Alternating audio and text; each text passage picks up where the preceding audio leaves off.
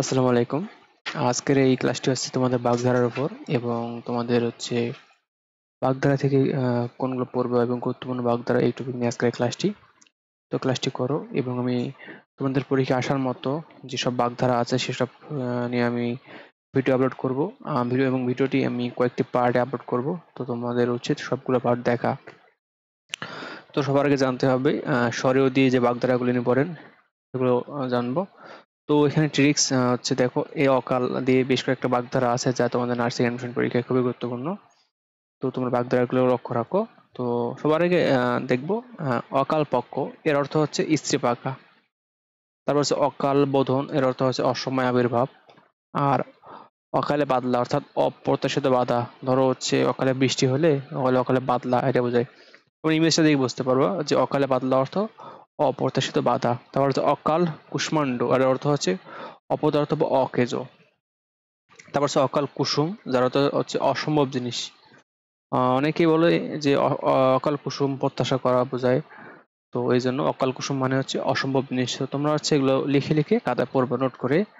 তারপর হচ্ছে অকাল বোধন এর অর্থ হচ্ছে অসময় আবির্ভাব। শেষ আর কি নিচে কিছু আছে যেমন অগত্য মধুসূদন এর অর্থ হচ্ছে অনন্য পায় হয়ে। তো নিচে ব্যাখ্যা দেওয়া আছে, তো দেখলে আর ভালো হবে। তারপর হচ্ছে অকাল কুষ্মাণ্ড মানে হচ্ছে অপদার্থ বা অকেজ। তারপর হচ্ছে অগস্ত যাত্রা অর্থ হচ্ছে চিরদিনের জন্য প্রস্থান বা মৃত্যু।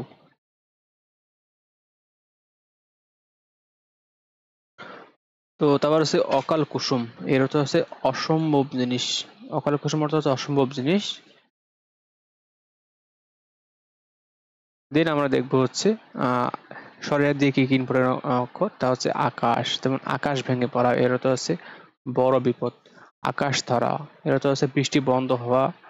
আকাশের চাঁদ অর্থ হচ্ছে দুর্লভ বস্তু। তারপর হচ্ছে আকাশ কুসুম এর অর্থ হচ্ছে অসম্ভব জিনিস বা কাল্পনিক বস্তু। আকাশে তোলা অর্থ হচ্ছে অতিরিক্ত প্রশংসা করা। আকাশ থেকে পড়া এর অর্থ হচ্ছে অপ্রত্যাশিত। তারপর এদিকে আছে হচ্ছে আট কপালে অর্থাৎ হতভাগ্য। তারপর হচ্ছে আট প্রহর যার অর্থ হচ্ছে সারা দিন রাত। তারপর হচ্ছে আট গুরু যার অর্থ নিঃসন্তান। তারপর হচ্ছে আক্কেল গুরুম এর অর্থ হচ্ছে হতবুদ্ধি বা স্তম্ভিত।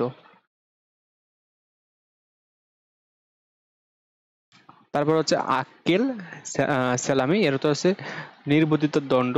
তারপর হচ্ছে আক্কেল দাঁত ওঠা অর্থ পাকা বুদ্ধি। তারপর হচ্ছে আক্কেল মন্ত বা আক্কেল মন্দ এর অর্থ হচ্ছে বিবেচনা করা এমন। তারপর আদা দিয়ে কি আছে যেমন আদা জল খেয়ে লাগা অর্থ হচ্ছে প্রাণপণ চেষ্টা করা। তোমাদের উচিত আদা জল খেয়ে পড়াশোনা করা। তারপর হচ্ছে আদার ব্যাপারে এর অর্থ হচ্ছে সাধারণ লোক। তারপর হচ্ছে আপ্ত এর অর্থ হচ্ছে আপ্তশ্রুতি মানে কিংবদন্তি। তারপর হচ্ছে আপ্ত গর্জি এর অর্থ হচ্ছে স্বার্থপর। তারপর এদিকে দেখি আদায় কাঁচকলা এর অর্থ হচ্ছে শত্রু ভাবাপন্ন বা তিক্ত সম্পর্ক। তারপর হচ্ছে আউলিয়ার জাত মানে যে অল্পে আকুল হয়। তারপর হচ্ছে আমতামতা করা এর অর্থ হচ্ছে ইতস্তত করা। তারপর হচ্ছে আগুনে ঘি ঢালা এর অর্থ হচ্ছে রাগ বাড়ানো। তারপর স্বরে দিয়ে আর কি আছে আঠাশে আঠাশে ছেলে এর অর্থ হচ্ছে দুর্লভ ছেলে, দুর্বল ছেলে, সরি এটা হবে দুর্বল ছেলে।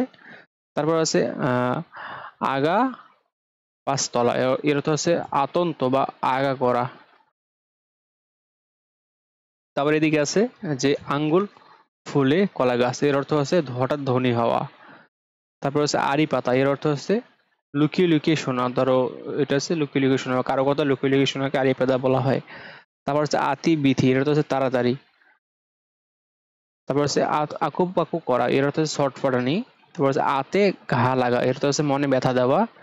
তারপর হচ্ছে আড়ানি অর্থাৎ অপটু অর্থাৎ কোনো বিষয়ে না জানা অপটু। তারপর হচ্ছে আহ্লাদে আটখানা এর অর্থ হচ্ছে খুব খুশি। তারপর আলালের ঘরের দুলাল এর অর্থ হচ্ছে অতি আদুরে নষ্ট ছেলে। তারপর হচ্ছে আশার ঘর এর অর্থ হচ্ছে বিশ্রাম ঘর। তারপর হচ্ছে আসরে নামা এর অর্থ হচ্ছে আবির্ভূত হওয়া। তারপর আখাম্বা এর অর্থ হচ্ছে বেখাপ্পা। আতান্তরে পড়া এর অর্থ হচ্ছে বিপদে পড়া। আবল তাবল এর মানে বাজে কথা। তারপর হচ্ছে আগরম বাগরম এর অর্থ হচ্ছে অর্থহীন কথা। তারপর হচ্ছে আঁচল ধরে বেড়ানো, অর্থাৎ ব্যক্তিত্বহীন। যেমন হচ্ছে অনুপম, তার মানে আঁচল ধরে বেড়ায়, এই কারণে তিনি ব্যক্তিত্বহীন, এই অর্থটা এইভাবে মনে রাখবা। তারপর আতারি কাতারি, এর অর্থ হচ্ছে চটপটানি ভাব। তারপর হচ্ছে আমগন্ধি, এর অর্থ কাঁচা গন্ধযুক্ত। তারপর আড়াই অক্ষরে, এর অর্থ হচ্ছে অল্প কথায়। তারপর আটুনি কুশনি সার, অর্থাৎ হচ্ছে কেবল আড়ম্বর মাত্র। তারপর দেখি আরেকটা কি আছে, আমরা ঘাটের ঢেকি, খুব ইম্পর্টেন্ট। সেটা হচ্ছে অপদার্থ বা অকর্মণ্য। তারপর হচ্ছে আড়ং ঘাট, এটা হচ্ছে খেয়াঘাট। খেয়াঘাট বলতে বোঝায় হচ্ছে নদীর পাশে যেখানে নৌকারা এসে থামায় সেখানে খেয়া বলে, ওই খেয়াঘাট। তো আজকে এই পর্যন্তই। নেক্সট আমরা ভিডিওতে রস্বই এবং রস্বই দীর্ঘই এই দুটো অক্ষর নিয়ে আলোচনা করব। তো ধন্যবাদ সবাইকে।